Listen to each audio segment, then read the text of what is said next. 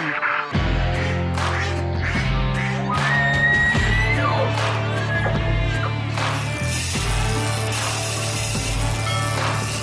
listening to the Outdoor Drive Podcast. All right, welcome back to the Outdoor Drive Podcast. Once again, this is your boy East Coast Trev. We are at the Springfield Sportsman Show up in Massachusetts. Once again, last day of the show.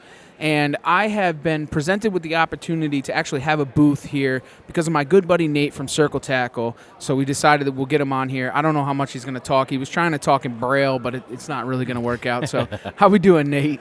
What's going on, Trev? Hey, man, thanks for having me, dude. Thanks for thinking about me and giving me a booth space up here, bro. It really means a lot. Dude, we're all together in this. I know. So I want to kind of dive into your products and what you actually do, because you've been going on for this for quite some time, right? I mean, Circle Tackle wasn't Circle Tackle. No, I've been doing this for 8 years now. Jeez, man. I started on Amazon, sold a ton of stuff on Amazon, decided I was going to branch out and start my own brand. I got into custom packaging, trademarking, and we came into some issues there, and the rest is history. We started Circle Tackle, and we're growing ever since. You've been taking off since then, man. So why don't you dive into what Circle Tackle is and what you got kind of going on? So basically, Circle Tackle is what we're trying to do is bring great products to anglers at great prices. Okay.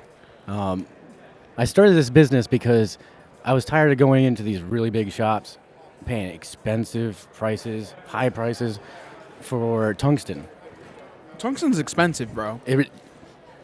You probably know more than I do, right? It's ridiculous. And to go into a shop and spend $30, $40 on 4 or 5 lures is kind of crazy. Right. So that's where I started my product, and that's where I started my journey, trying to give anglers like myself high-quality products at a reasonable price. And you've probably learned a metric ton about lures and lure making throughout this whole entire process. I couldn't even imagine. It's a journey of learning lures, learning techniques, learning what the anglers themselves need. Right. And trying to adapt to that. Especially coming from the Northeast, we don't have walleye. We don't have lake trout. And we don't have an abundance of them. Yeah, we have walleye, but you might sit all week and catch one. Whereas the guys out in Minnesota, Wisconsin, all those areas, upstate New York, they're catching them one after another all night long. I'd say that is the truth of that. And we don't, I mean, the Lakers, I mean, other than the state-stocked Lakers, we don't really have that. I mean, you have to drive quite a bit, I mean, from our region. Here in Mass, we really don't have any stock. Right. So, a lot of my buddies, they'll get up at 2 a.m, and they will drive 2, 3, 4 hours, and they finally get on the ice. And, I don't have that time. So to develop my new series of full circle series rods, I've had to reach out to the anglers in order to perfect them. It's been a huge journey. These rods took me 2-3 years to come out with. Wow. Prototypes after prototypes, and we kind of perfected them. So what is your line? I mean, why don't you break your line down from what the couple different rods that you do offer? So we offer the Dex rod. The Dex rod is a quick tip rod, great for panfish, great for indoor and outdoor fishing. We also have an Alpha Series rod that is a flat tip rod. I love that rod. Probably one of my favorites. The reason I love that rod and everybody loves that rod is that it eliminates the need for a spring bobber. I think that's a nice part about it. Because, all right, so when you get out on the water, how many times have you messed up a spring bobber? Or, like St. Croix, right? St. Croix, for example, they have the built-in spring bobber, so they have the eye on the back of the rod, and then they have their spring bobber. But the problem is you're not going to be able to fish a 7 mil tungsten on it. Absolutely or a 5 not. mil tungsten on it, because it's just going to bend it out over. And the nice thing is, excuse me, these rods have a nice fluorescent tip to them. So the And visibility. The visibility is much higher on these than you are going to get on a spring bobber. Some spring bobbers might have those fluorescent balls at the end of them, but all those do is get caught up on the line and Right. Freeze they up. they end up causing an issue. And with the flat tip that your presentation of the bait can be illustrated visually for the angler. And a lot of times you have crappie coming up from the bottom, you have perch coming up from the bottom. You can actually watch that tip. It's preloaded on some of these bigger jigs, and as they come up, you can watch that tip come up, and then you can set the hook and really feel them. Now you came out with another. So you have the decks, you have the flat series, and then now you have the other rods that you have going on. So Yeah, you have the decks, the alpha, and then you have the full circle. We have the full circle, yes. And those are a little bit bigger, longer rods. Yeah, those are, for our area out here in the Northeast, we're not used to using, 31, 36-inch rods.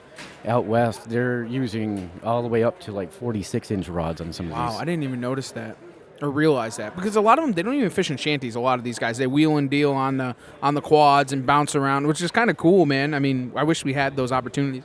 Yeah, and they're really hardcore fishermen, especially those guys out in Wisconsin. I got guys that are using my rods in negative 40-degree conditions, and they're not even wearing gloves half the time. I can't comprehend that, because up here, 7 degrees, and some guys won't even go outside of the house. It's 30 degrees and everybody's in a shanty.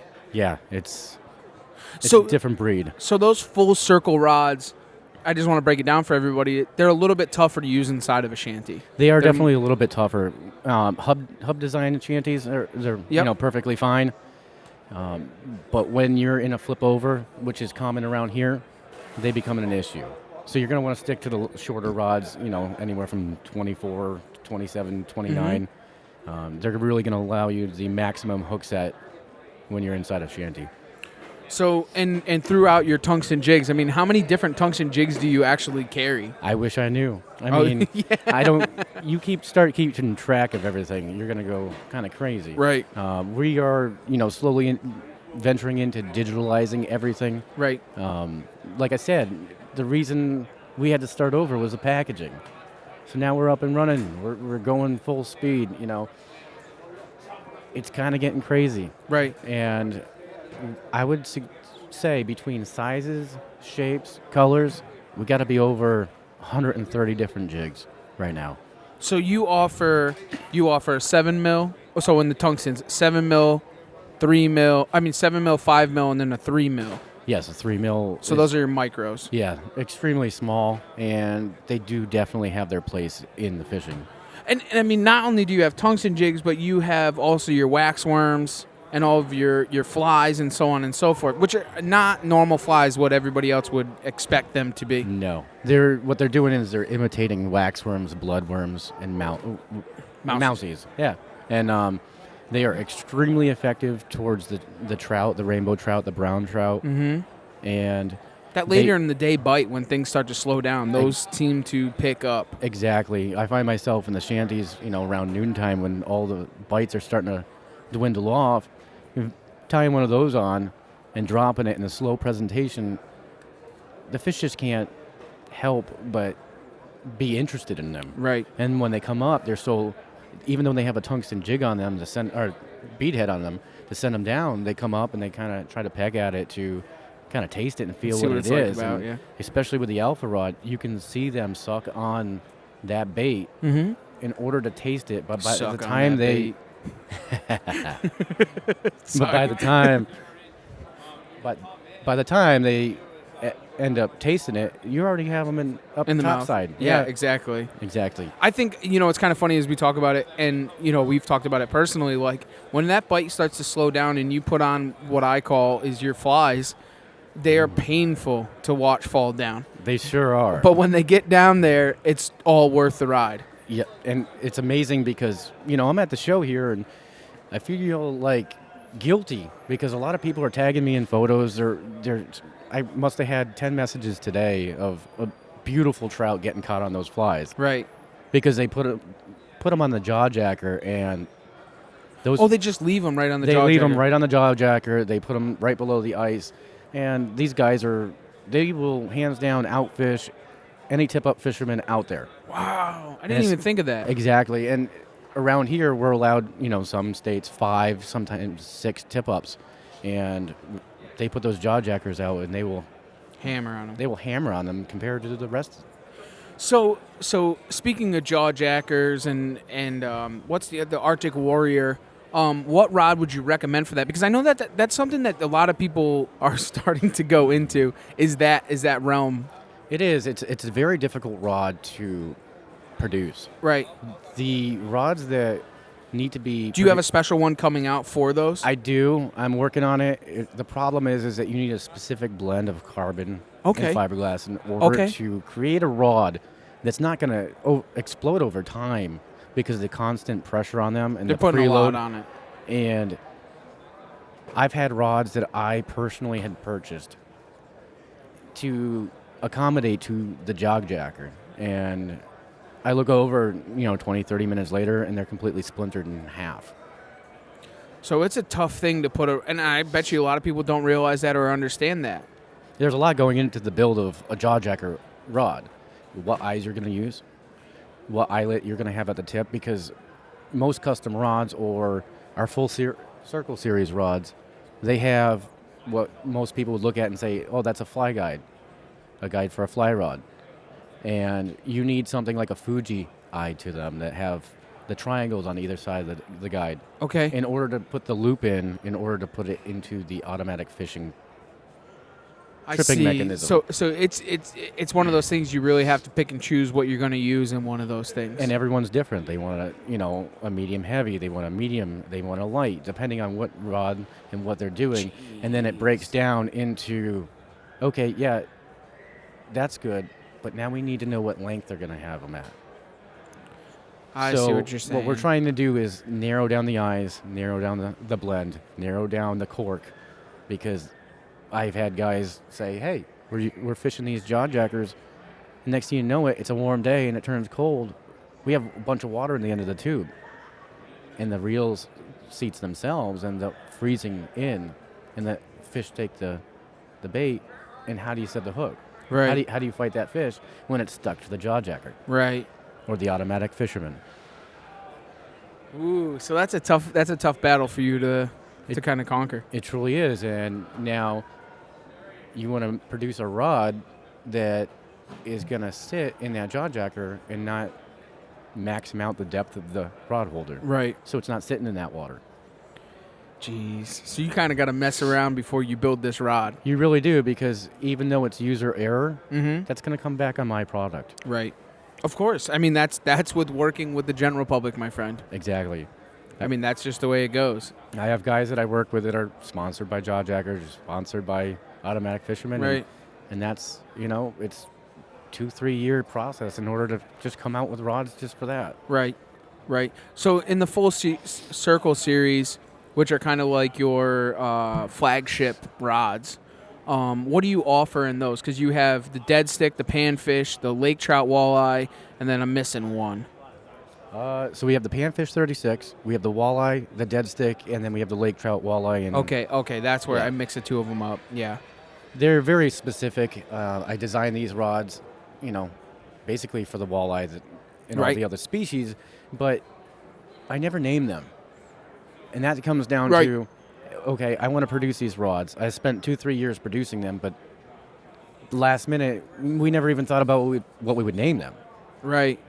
And because we didn't think of that, I was Googling stuff, trying to figure out names that weren't taken. And you know what? I'm not going to take that this product away from the shelves and the consumer because I can't think of a name. Right. So what are you getting yourself into by hiking into these places?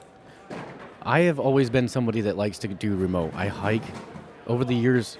Guy's dropping pepperoni behind you. Yeah. It's the end of the show. I'm good. I don't need that.